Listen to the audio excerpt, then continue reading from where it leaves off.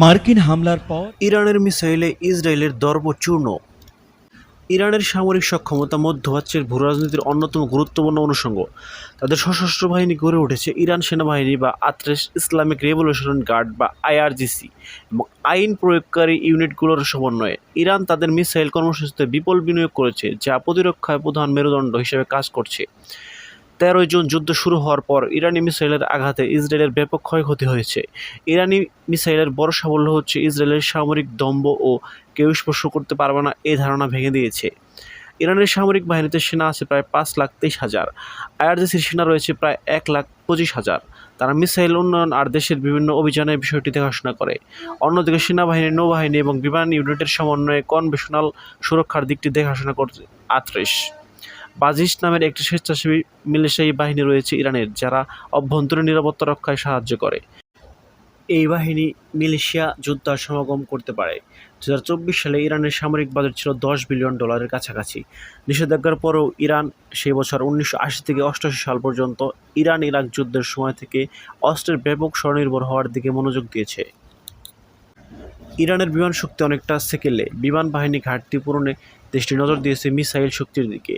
নৌবাহিনী রয়েছে ছোট ছোট সাবমেরিন, টহল বোট, ফ্রিগেট জাহাজ। এই বাহিনী পারস্য উপসাগর, হরমুজ প্রণালীর সুরক্ষার জন্য কাজ করছে। ইরানের স্থল বাহিনী নিজস্বভাবে তৈরি ট্রাঙ্ক সাজাওয়া যান ব্যবহার করে। ইরানের সামরিক কৌশলে অসম যুদ্ধ, প্রক্সি শক্তি ও মিসাইলের মাধ্যমে প্রতিরক্ষার উপর বেশ জোর দেওয়া হয়েছে। পুরো মধ্যপ্রাচ্য ইরানের মিসাইলের মজুদ সবচেয়ে বেশি। তাদের কাছে 3,000-এর বেশি ব্যালিস্টিক ও ক্রুজ মিসাইল রয়েছে। এর মধ্যে স্বল্প পাল্লার রকেট থেকে মাঝারি পাল্লার ব্যালিস্টিক মিসাইল সবই আছে। ইরান ইরাক যুদ্ধের সময় ইরাকের হামলা ঠেকানোর জন্য মিসাইল কর্মসূচি শুরু করেছিল ইরান। শাহাব-1, শাহাব-2 এর মধ্যে শুরুর দিকে মিসাইলগুলো তৈরি করা হয়েছিল সোভিয়েত স্ক্যাড মিসাইলের অনুকরণে। ইরান পরে উত্তর কোরিয়া, চীনের সহায়তা নিয়ে দূরপাল্লার মিসাইল সিস্টেম তৈরি করেছে। ইরানের মধ্যে নানা ধরনের মিসাইল রয়েছে। প্রধান অস্ত্রগুলোর একটি হলো শাহাব-3 মিসাইল।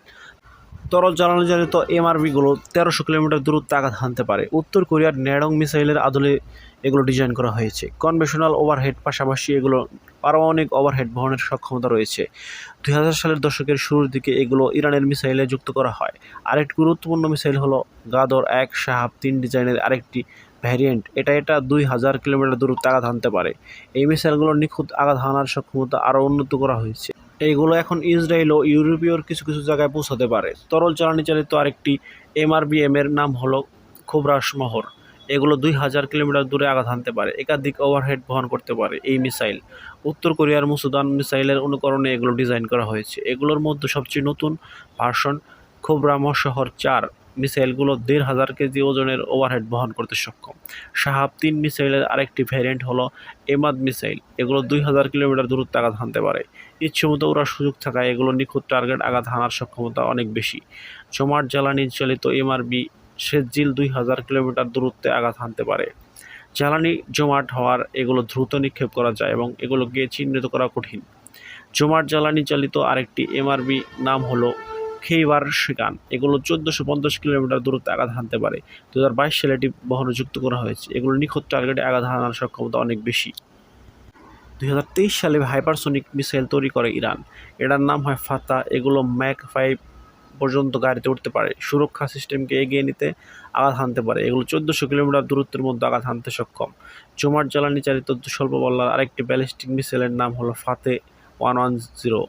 এগুলো 300 থেকে 500 কিলোমিটার দূরত্বে আঘাত হানতে পারে। ইরানি প্রক্সি গোষ্ঠীগুলোর এই মিসাইল প্রচুর ব্যবহার করে। ইরানের সাওমারের মতো ক্রুজ মিসাইলও রয়েছে। এটা 1650 কিলোমিটার মধ্যে আঘাত হানতে পারে। এছাড়া রয়েছে খালিদ ফার্স জাহাজ বিধ্বংসী মিসাইল। এই মিসাইল ইরানকে নৌ জাহাজ, স্থল টার্গেটে আঘাত হানার সক্ষমতা দিয়েছে। ইরানের মিসাইলের প্রযুক্তি খুব বেশি পুরনো নয়। এখন তারা নিখুঁত আঘাত হানতে পারে ইচ্ছেমতো। ওড়ার সক্ষমতার বেশি গুরুত্ব দিচ্ছে। বেশ কিছু মিসাইল হস্তান্তরযোগ্য লঞ্চার থেকে ছেড়ে যায়, ফলে এগুলোকে টার্গেট করা কঠিন। মিসাইলের মজুদকে রক্ষার জন্য ইরান ভূগর্ভস্থ মিসাইল শহর বানিয়েছে।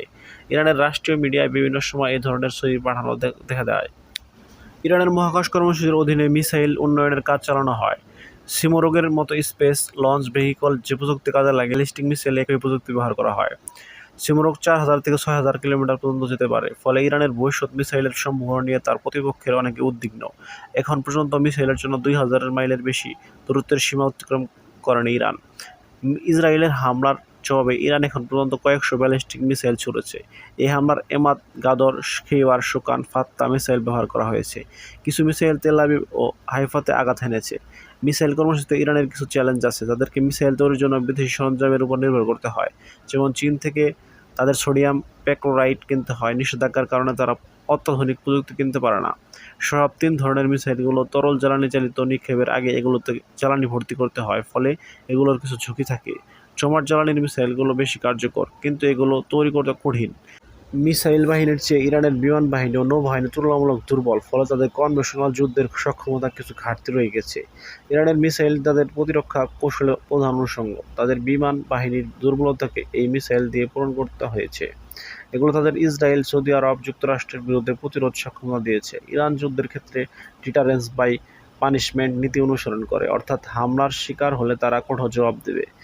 মিসাইল ইরানকে রাজনৈতিক শক্তিও দিয়েছে। এই মিসাইল ইরানকে শক্তি প্রদর্শন ও মিত্রদেরকে সহায়তা করার সক্ষমতা দিয়েছে। ইরানের সামরিক সক্ষমতা অনেকটা নির্ধারিত হয়েছে তাদের মিসাইল কর্মসূচি দ্বারা। ৩,০০০-এর বেশি মিসাইলের মজুদের কারণে তাদের একটি শক্তিশালী প্রতিরোধ শক্তি রয়েছে, যদিও কিছু বিশ্লেষক মনে করেন এই সংখ্যা আরও বেশি হতে পারে।